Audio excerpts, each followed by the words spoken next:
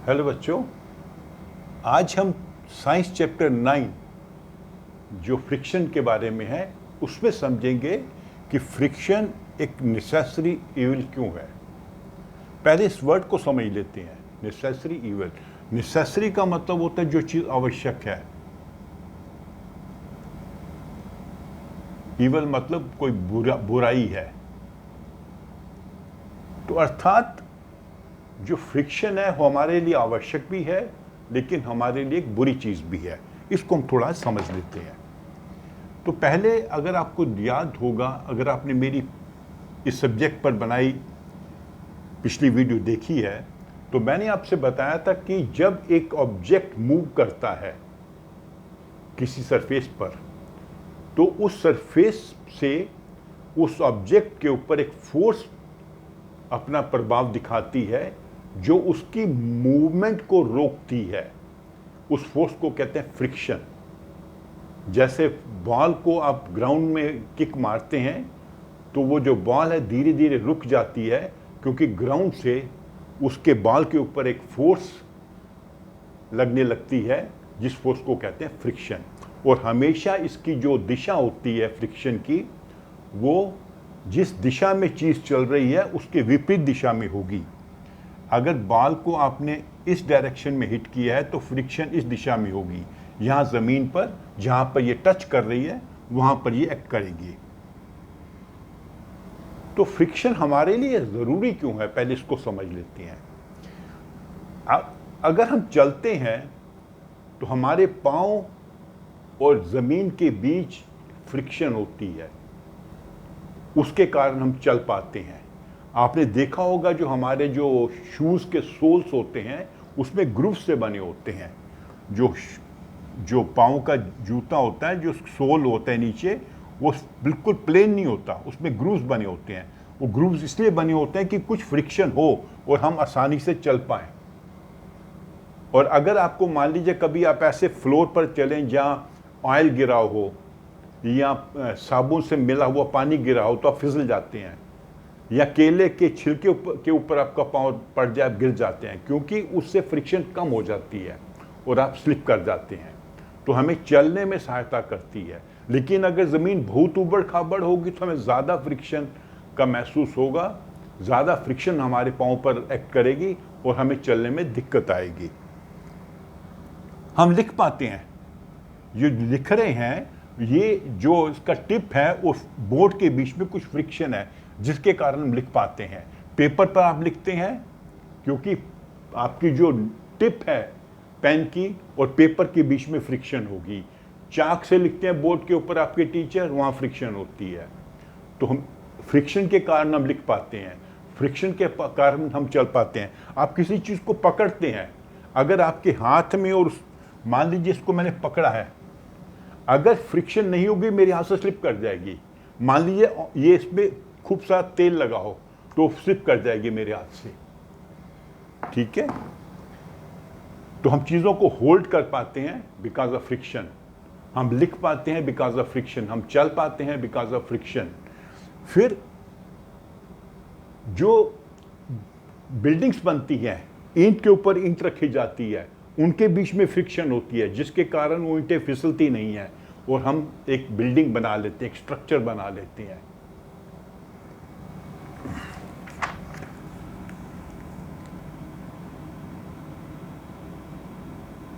अच्छा, फ्रिक्शन के कारण हम गाड़ियों को रोक पाते हैं। अगर जब गाड़ी चल रही है, जब हम ब्रेक अप्लाई करते हैं तो जो ब्रेक पैड्स होते हैं वो उसकी मूवमेंट को रोक देते हैं। अगर आप साइकिल चलाते हैं तो जैसे ही आपने देखा होगा कि हम ब्रेक अप्लाई करते हैं तो जो ब्रेक पैड है वो साइकिल के रिम से टच करने लगता है। ये आपका साइकिल का रिम है। तो यहाँ पर जब ब्रेक हम लगाते हैं तो एक छोटा सा पैड होता है, ब्रेक पैड, वो ऊपर आ जाता है, से टच करने लगता है। जब ब्रेक लूज होती है तो टच नहीं करता, जब ब्रेक दबाते हैं तो ये छोटा सा रबर का पैड होता है, वो रिम से टच करने लगता है, जिसके कारण फ्रिक्शन पैदा होती है रिम में और उसके ब्रेक पैड में, और जिसके कारण धीरे धीरे साइकिल रुक जाएगा। अगर फ्रिक्शन नहीं होती तो साइकिल कभी नहीं रुकती, आप पैडलिंग बंद कर देते तभी भी चलती रहती। तो धरती से फ्रिक्शन होती है जब पहिया उस पर चलता है, और हम ब्रेक पैड दबाते हैं तो ब्रेक पैड और रिम के बीच में फ्रिक्शन होती है, जिसके कारण गाड़ियां रुक जाती हैं। ऐसे ही दूसरी गाड़ियों का भी सिस्टम होता है। तो इन सब चीज़ों से हमें पता लगता है कि फ्रिक्शन हमारे लिए आवश्यक है, लेकिन ये एक ईवल भी है। बुराई क्यों है? जब चीज़ें आपस में रगड़ती हैं तो उनमें वियर एंड टीयर होता है। वियर एंड टीयर मतलब वो खराब होती हैं। इसीलिए जो है गाड़ियों की सर्विसिंग करानी पड़ती है, मशीन्स होती हैं उनकी सर्विसिंग करानी पड़ती है साल 6 महीने में। कई बार उनके पार्ट्स भी रिप्लेस करने पड़ते हैं, क्योंकि चलने से जो फ्रिक्शन पैदा होती है उससे पार्ट्स जो हैं घिस जाते हैं, घिसने से उनका वियर एंड टीयर हो जाता है। फिर जब फ्रिक्शन होती है, जैसे आप खुद एक्सपेरिमेंट कर सकते हैं, 2 हाथों को रगड़िए तो ये दोनों के बीच में फ्रिक्शन है। वो फ्रिक्शन के कारण आप थोड़ा महसूस करेंगे कि आपके हाथ थोड़े से गर्म हो गए हैं। तो जब चीज़ें आपस में रगड़ती हैं तो वहाँ पर हीट पैदा होती है। अगर आपके घर में मिक्सी है, आपने देखा होगा कि जब मिक्सी को आप यूज़ करते हैं, उसको जार को हाथ लगाइए, 1-आधा मिनट के बाद वो गर्म हो जाता है, क्योंकि फ्रिक्शन के कारण वो गर्म हो रहा है। तो फ्रिक्शन के कारण जो मशीनें चलती हैं, जो जिनमें आपस में पार्ट्स में फ्रिक्शन पैदा होती हैं, वो गर्म हो जाती हैं। गर्म होने से उनकी जो परफॉर्मेंस थोड़ी कम हो जाती है, हमें ज़्यादा एनर्जी यूज़ करनी पड़ती है। कई बार मशीनों को रोकना पड़ता है कि इतनी ज़्यादा गर्म हो गई हैं कि अब ठंडा करना पड़ता है। तो उसके कारण हमारी जो है परफॉर्मेंस थोड़ी गिर जाती है।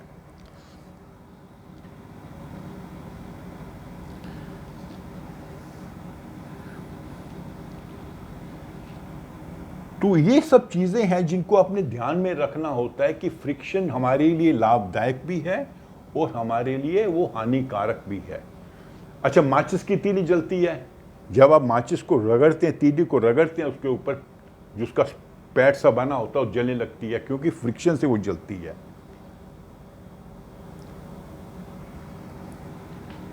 तो अभी जो है हमने ये समझ लिया कि फ्रिक्शन हमारे डे टू डे लाइफ में हमारे लिए ज़रूरी भी है और हमारे लिए वो एक ईवल भी है। तो ईवल को देखते हुए हमें ये सोचना पड़ता है कि हम फ्रिक्शन को कैसे कम कर सकते हैं। तो उसके लिए कई तरीके अपनाए जाते हैं फ्रिक्शन को कम करने के लिए। अभी हम सीखते हैं कि हम फ्रिक्शन को कैसे कम कर सकते हैं। रिड्यूसिंग फ्रिक्शन, फ्रिक्शन को हम कम कैसे कर सकते हैं। ठीक है,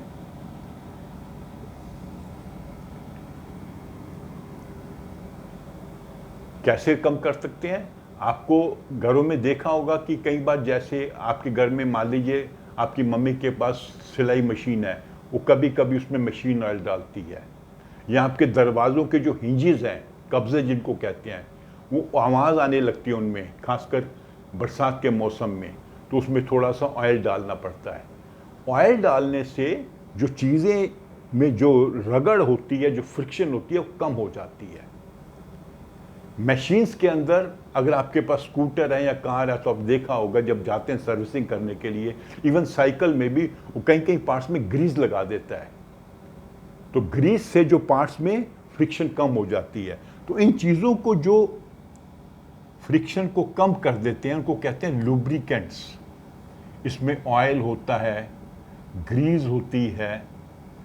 तो जब मशीन्स में हम ग्रीस लगा देंगे या ऑयल लगा देंगे तो उनके पार्ट्स में फ्रिक्शन कम हो जाएगी, मतलब उससे वियर एंड टियर कम होगा, उसमें हीट कम जनरेट होगी फ्रिक्शन से, और उनकी जो एफिशिएंसी है, परफॉर्मेंस है, वो घटेगी नहीं। और कुछ मशीन्स में क्या करते हैं, हम एयर को यूज़ करते हैं। कुछ यूज जैसे ये आपने सुना होगा, आई डोंट नो सुना कि नहीं सुना, होवरक्राफ्ट होता है एक, ये ऐसा वाहन है जो हवा पे चलता है, पानी में भी चलेगा, वाटर पे भी चलेगा और लैंड पे भी चलेगा। लेकिन एक्चुअली ये पानी को टच नहीं करता, ना ये लैंड को टच करता है। पानी और जब पानी के ऊपर चलेगा तो पानी और होवरक्राफ्ट के बीच में एक हवा की लेयर होती है, उसमें ऐसा सिस्टम होता है कि हवा की लेयर बन जाती है। जब वो ज़मीन पे चलेगा तो ज़मीन और होवरक्राफ्ट के बीच में एक हवा की लेयर बन जाएगी। ये मान लीजिए होवरक्राफ्ट है, तो ये बीच में थोड़ा सी लेयर बन जाएगी हवा की। पानी के ऊपर भी चलेगा ऐसे, तो बीच में एक हवा की लेयर बन जाएगी। तो जब ये हवा पे चलेगा तो उसको फ्रिक्शन हवा से होगी, लेकिन कम होगी। पानी पर चलने से ज़्यादा फ्रिक्शन होगी, लैंड पर चलने से ज़्यादा फ्रिक्शन होगी, लेकिन हवा पर चलने से कम फ्रिक्शन होगी। तो इन चीज़ों को हम यूज़ करते हैं फ्रिक्शन को कम करने के लिए। और फ्रिक्शन को जब बढ़ाना पड़ता है, जैसे मैंने कहा हमारे जूतों के सोल्स होते हैं, या टायर देखे होंगे आपने गाड़ियों के, अपने साइकिल का टायर जो होते स्मूथ नहीं होते, उनके ऊपर ग्रूव्स बने होते हैं। वो ग्रूव इसलिए बने होते हैं कि फ्रिक्शन बढ़ जाए और गाड़ी हमारी सीधी डायरेक्शन में चले, जिस डायरेक्शन में हम चला रहे हैं, और जब रोकना पड़े तो वो रुक जाए। तो हम फ्रिक्शन को बढ़ा भी सकते हैं और घटा भी सकते हैं। बढ़ाना तब पड़ता है जब हमारे वो लिए लाभदायक है, जैसे चलने में लिए लाभदायक है, गाड़ी चलाने में लाभदायक है। और घटाना तब पड़ता है जब हमारे लिए वो एक प्रॉब्लम बन जाती है, मशीनों को गर्म कर देती है, मशीनों का वियर एंड टियर बढ़ा देती है, मशीनें जल्दी घिस जाती हैं और ख़राब होती हैं। हमारे जो हिंजेस हैं वो ऑयली ना हो, उसमें फ्रिक्शन ज़्यादा हो तो आवाज़ करने लगेंगे, जल्दी टूट भी जाएंगे। तो इस प्रकार जो है हम फ्रिक्शन को घटा भी सकते हैं और बढ़ा भी सकते हैं। और एक और चीज़ होता है फ्रिक्शन कम करने का, वो है हम, जैसे आपने एक बॉक्स को खींचना है, तो जब बॉक्स को आप खींचेंगे ऐसे ज़मीन पर तो ज़्यादा फ्रिक्शन होगी, लेकिन अगर आप इसके व्हील लगा दें, पहिए लगा दें, तो फ्रिक्शन कम होगी। इसको कहते हैं रोलिंग फ्रिक्शन। इसका आप एक्सपेरिमेंट भी कर सकते हैं। आप ऐसे कीजिए, टेबल के ऊपर एक बुक को ऐसे स्लाइड कीजिए, तो आपको ज़्यादा फोर्स लगानी पड़ेगी और ज़्यादा फ्रिक्शन होगी। लेकिन उसके नीचे आप 2-3 पेंसिलें रख दीजिए और पेंसिलों पर रख के उसको रगड़िए, चलाइए, पुश करिए, तो वो ज़्यादा आसानी से पुश हो जाएगी, क्योंकि वहाँ पर जो फ्रिक्शन होती है वो होती है रोलिंग फ्रिक्शन। रोलिंग फ्रिक्शन जो होती है स्लाइडिंग फ्रिक्शन से कम होती है। रोलिंग मतलब जब हम किसी चीज़ पर उसको रोल कर रहे हैं, ये मान लीजिए बुक है, आपने 2 पेंसिल्स रख के 3 पेंसिल रख के इसको रोल किया, तो ये रोलिंग फ्रिक्शन है। लेकिन अगर आप बुक को टेबल पे रख के डायरेक्टली पुश कर रहे हैं, ये टेबल है तो डायरेक्टली पुश कर रहे हैं, पूरा ये कांटेक्ट में है बुक आपकी टेबल से, तो यहाँ पे होगी स्लाइडिंग फ्रिक्शन। स्लाइडिंग फ्रिक्शन जो होती है वो रोलिंग फ्रिक्शन से ज़्यादा होती है। तो फ्रिक्शन को कम करने के लिए हम रोज यूज़ करते हैं। इसलिए आपने देखा होगा मशीन्स में बाल बेरिंग, छोटी छोटी गोलियां लगाई होती हैं, वो गोलियों के ऊपर पार्ट्स घूमते हैं। ठीक है, जैसे एक रिम है, उसके अंदर दूसरा रिम है, तो यहां पे वो गोलियां, बाल बेरिंग जिनको कहते हैं, वो लगा देते हैं।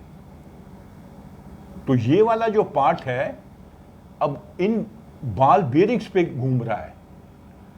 अगर वो डायरेक्टली घूमेगा तो स्लाइडिंग फ्रिक्शन बहुत ज़्यादा होगी, बहुत जल्दी वियर एंड टियर होगा और बहुत ज़्यादा गर्म हो जाएगा पार्ट, और मशीन जल्दी ज़्यादा अच्छे से चलेगी नहीं। लेकिन बाल बेरिंग पे चलने से फ्रिक्शन बहुत कम हो जाती है और जो आपकी वो मशीन है बहुत अच्छे से एफिशिएंटली चलती है। तो ये हमारा टॉपिक हो गया जिसमें हमने समझ लिया कि फ्रिक्शन एक नेसेसरी ईवल क्यों है, और फ्रिक्शन हम घटा और बढ़ा कैसे सकते हैं, और रोलिंग फ्रिक्शन और स्लाइडिंग फ्रिक्शन में क्या अंतर होता है। ठीक है, ये आपकी बुक में पिक्चर भी बनी हुई है। 2 पार्ट हैं, एक पार्ट घूम रहा है उसके ऊपर, बॉल बियरिंग के ऊपर, या आपने अगर देखा होगा आपके साइकिल में भी होता है। तो जब बॉल बियरिंग पर घूमता है तो फ्रिक्शन बहुत कम होती है, स्लाइडिंग फ्रिक्शन ज़्यादा होती है।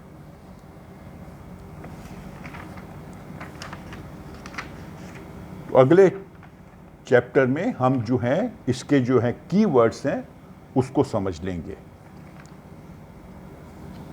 तो अगर आपको मेरी ये वीडियो अच्छी लगी हो तो उसे आप लाइक करो, अपने फ्रेंड्स के साथ शेयर करो और मेरे चैनल को सब्सक्राइब भी करो। Thank you.